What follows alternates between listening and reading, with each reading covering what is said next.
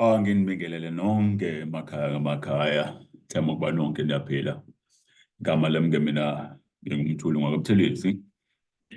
Ngithi ake ngidlule la ngikhulume okunye okuphakathi kuyo le ncwadi le, incwadi yezibonelo zezinhlelo zeziqoqelalwazi ezakhelwe ulimi lwabantu. Khona-ke nje ziningi iy'nhlelo ezikhona okukhulunywa ngazo kule ncwadi, kepha-ke khona nje izinhlelo engifuna ukuziveza la ezimbadlwana.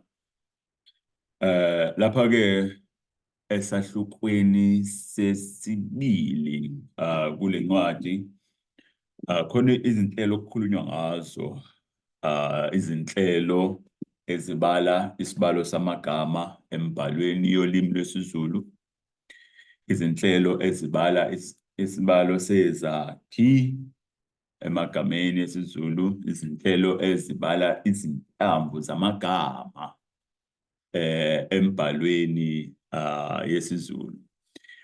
Lapha-ke lolu hlelo lusetshenziselwe esiZulwini, kepha-ke ungaguquguqulwa lolu hlelo lusetshenziselwe nakwezinye izilimi.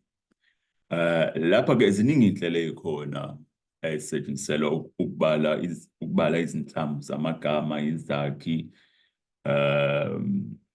namagama uqobo lwawo embhalweni. Kepha-ke okuhlukile ngalezi zinhlelo lezi okukhulunywa ngazo la, ngokuthi-ke lapha kulezi zinhlelo uma sibuka la enkundleni yalezi zinhlelo lezi kulotshwe ngolimi lwesiZulu.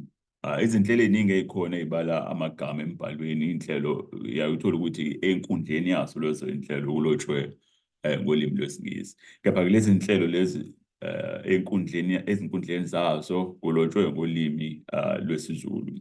Ngakho-ke lezi zinhlelo zingasebenziseka lapho okufundiswa khona isiZulu, zingasebenziseka kahle ngoba zizobe zihambelana kahle nolimi lwesiZulu, ngoba ezinkundleni zalo lolu hlelo kulotshwe ngolimi lwesiZulu.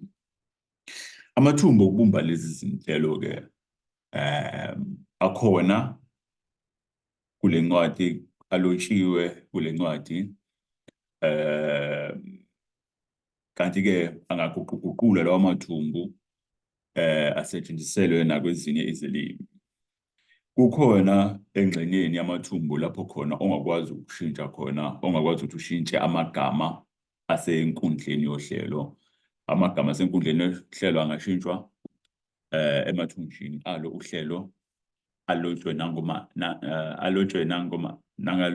nangaluphi ulimi, ulimi lwabantu. Akukhethelekile ukuthi amagama lawa avele enkundleni yohlelo alotshwe ngolimi lwesiNgisi, kepha-ke angalotshwa noma engaluphi ulimi lwabantu. Ilokho nje kuphela, bengithi angidlule. Asibonge kakhulu. Siyabonga.